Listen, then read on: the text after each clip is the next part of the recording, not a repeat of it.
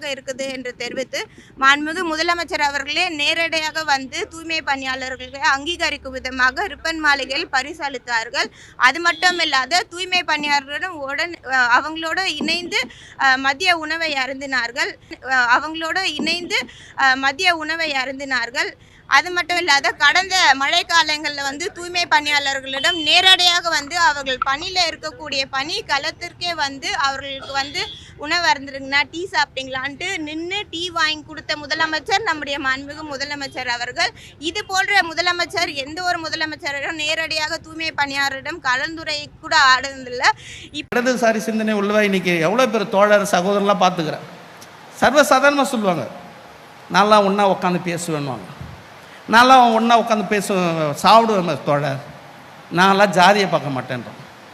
நாங்களாம் ஒன்றா உட்காந்து சாப்பிட்றத வெளியே வந்து சொல்லுவாங்க பெருமையா, அதுதான் ஜாதி. நாங்களாம் ஒன்றா உட்காந்து பேசுவோன்னுவாங்க, அதுதான் ஜாதின்ற.